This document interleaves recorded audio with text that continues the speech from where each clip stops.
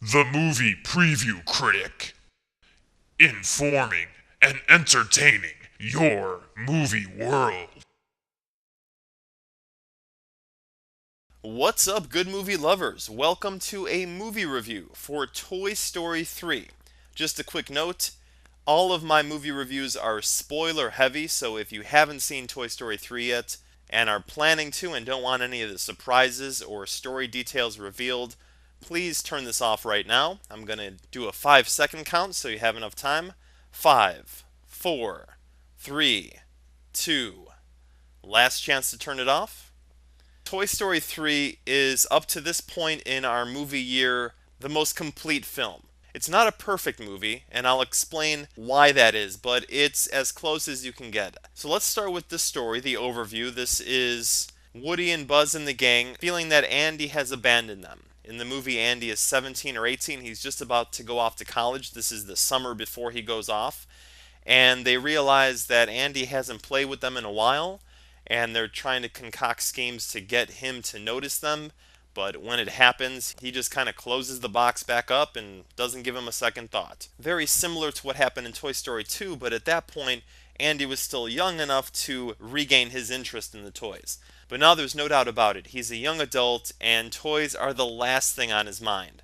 There's a little mix up in terms of him wanting to keep the toys in the attic, but the mother accidentally throws them in the trash. And after a quick action sequence where Woody rescues them, they eventually get donated to a daycare center. In the daycare center, they think it's kind of like this paradise for all retired toys or toys that no one cares about. And they meet the elder toys or the senior toys that have been there a while and are in charge of everything. They soon discover that it's not necessarily the retirement getaway place that they thought it was. It's more of a prison, and they're being abused by the really young kids that have no patience or skill on how to play with toys. They just kind of throw them everywhere. So the toys are feeling the pain, and when they approach the rulers of the daycare center, they're told that they got to put up with it. This is what happens. So now the movie becomes kind of like The Great Escape, where they have to find a way to get out of this daycare center and overcome all the obstacles and bad toys and get back to Andy. Basically, that's the gist of the movie, with a great resolution dealing with Andy and the toys. And Andy is literally one by one giving his toys to the little girl and telling her why each toy was special to him. It's great because we know the toys are listening. They're just hearing exactly what they've been waiting to hear. It's just like, the cliche of the parent that never tells the kid that they love them but always assumes that they know. And finally, when they hear it, the tears just start pouring out. And I'm telling you, there was, again, not a dry eye in the theater. And there was clapping at the end of this film, and there was a good variety of ages. It wasn't just kids and parents, it was just everyone from young to old to teenager, whatever. Everyone really appreciated that and just felt it because the movie affected them. I think that a lot of movies don't do that nowadays, so when it happens, it's like, wow, thanks for reminding me that I can cry or that I could connect or that I could laugh like this. The animation here is amazing. It's, again, Pixar, it's top of the line. It's pushing the evolution of computer animation in cinema, just as they did in 1995 with the first film, and every project thereafter. Pixar is the platinum standard for all movie making. I wish they could get an Oscar every year just for existing, because your story powers are out there, keeping cinema's artistic heart beating, because you respect just the art so much. It's amazing. Can't say enough about Pixar, and they prove themselves here in terms of the animation. Again, there's a lot of sequences here that are just eye-popping, and the greatest compliment you can give them is that after a while, you just forget that you're so amazed by everything, and you're like, okay, this is no problem. It's so fluid, you never question anything.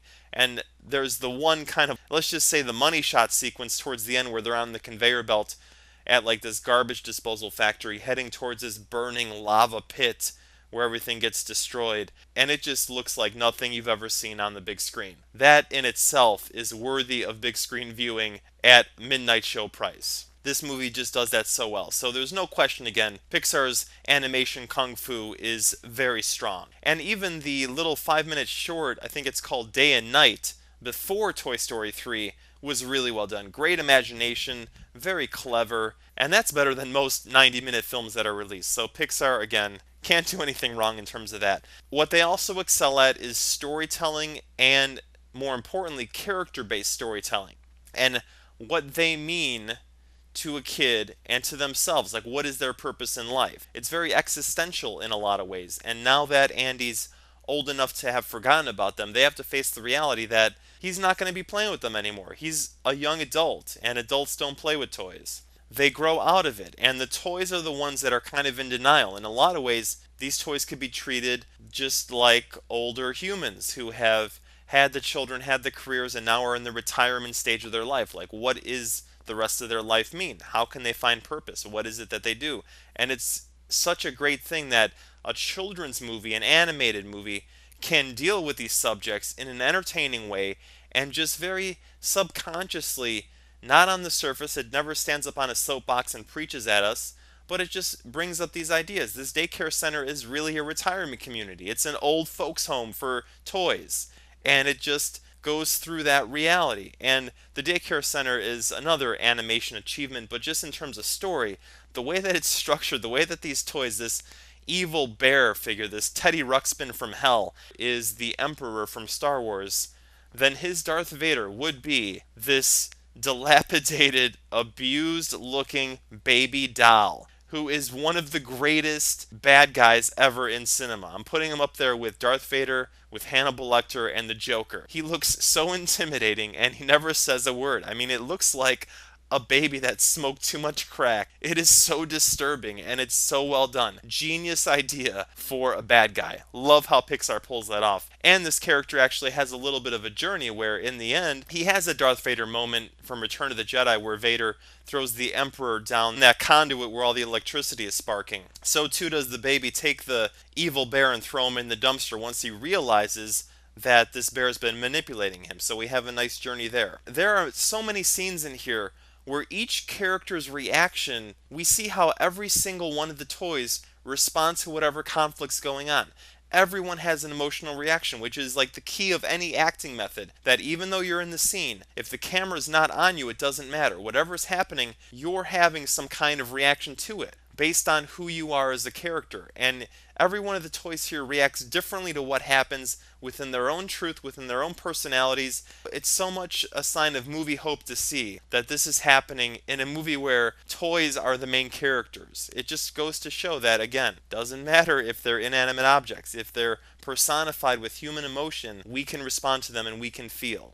There's just a couple elements here that are a little bit neglected. One would be the evil Teddy Ruxpin. We get his backstory, but his behavior is a little bit too much of a one note. There's no gray to his character. It would be great if he was a little more textured, a little more multi-dimensional, like that there was a spark of good within him waiting to be stoked by someone, that he could be redeemed. He just kind of stays evil throughout, which is necessary for the story structure.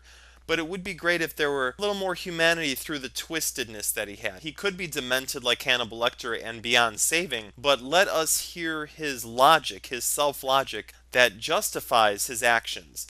He gets a little bit too simple towards the end and is just kind of like the bad guy. He's really the main element that kind of keeps this from being perfection, along with Andy, where being the 17-year-old kid, he's kind of treated in like this Disney 1950s bubble of naivety, that he's a 17-year-old kid living in 2010 where there's the internet and reality TV and just all this corruptible influence, and he's managed to stay like a nice kid that really doesn't have a dark side. And I'm not saying to make Andy some kind of emo kid that's always yelling at his parents and things like this. I'm not necessarily making him an a-hole, but making him a little more complex, so that by the end, when he has to give his toys to this little girl, it's his decision as it is now, but he comes to appreciate what the toys meant to him. And it comes from a place of growth for him, that he was really neglecting them, didn't really think about the changes in life, and now that he's going off, it could be a very stressful time because he's leaving the nest for the first time, he's going to be on his own. This is causing him to reflect on his life thus far. So it would be great if that element was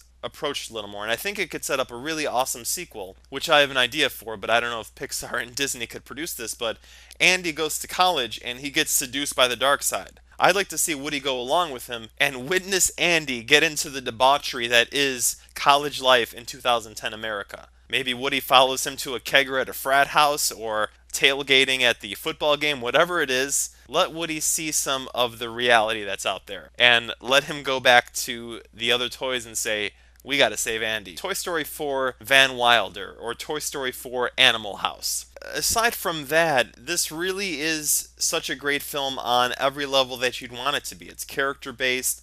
Everything that happens has emotional reactions. Every character really is on their own journey. They have their own personality. And it's the medley of this that creates this amazing movie music where everyone is their own notes and they're just singing together beautifully in this orchestrated symphony by the conductor of Pixar.